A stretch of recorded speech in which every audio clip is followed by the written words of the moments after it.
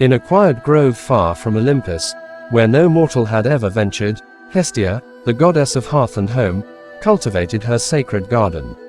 Unlike the grand temples of Zeus or the battlefields of Ares, this place was serene, untouched by chaos or time. The soil of the garden was no ordinary earth. It responded only to the thoughts and intentions of those who dared enter. In Hestia's garden, seeds would not take root unless the planter's heart and mind were as pure and wise as those of a god, for this sacred soil demanded nothing less than divine virtue and clarity of intention. One day, a mortal named Lysander stumbled into the grove, drawn by an inexplicable pull. His clothes were tattered, his spirit heavy with despair. "Great goddess," he said, falling to his knees, "I am lost.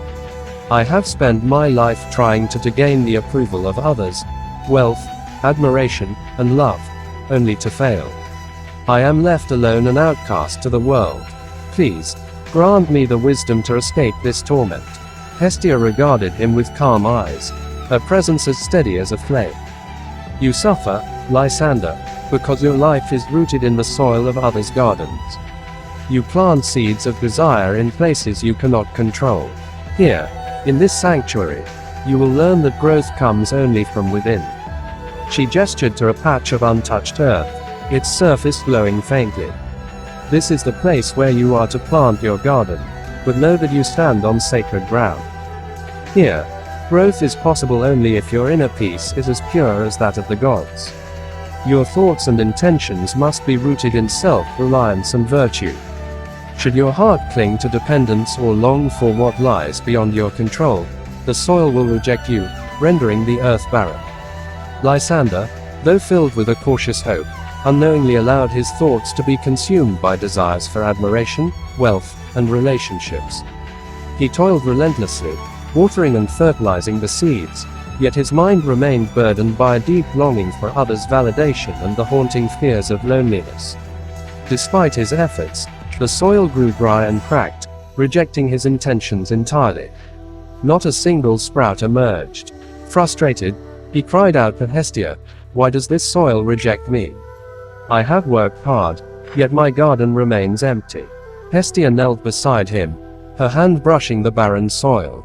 "Your thoughts are tethered to others, Lysander. You desire what lies beyond your power. Praise, love, and acceptance. This soil, like the soul, can only nourish what is pure and self-sufficient. Release your dependence, and you will see its true potential." Lysander sat in silence, her words sinking into his heart. Slowly, he began again. This time, he planted seeds with no expectation of reward. He thought of courage, gratitude, and the strength to endure. His hands worked steadily, his mind calm and free of longing. As he watered the seeds, his mind imbued with discipline and self-awareness, the soil responded with a soft, ethereal glow, pulsing gently as though imbued with life. Days turned to weeks, and his garden transformed.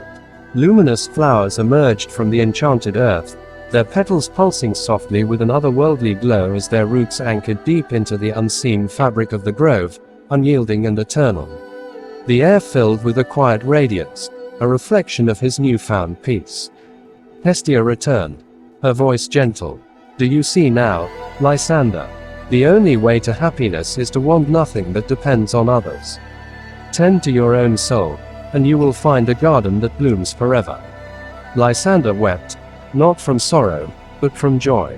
He had learned the wisdom of self-reliance and left the grove, carrying a sanctuary within himself that no one could take away.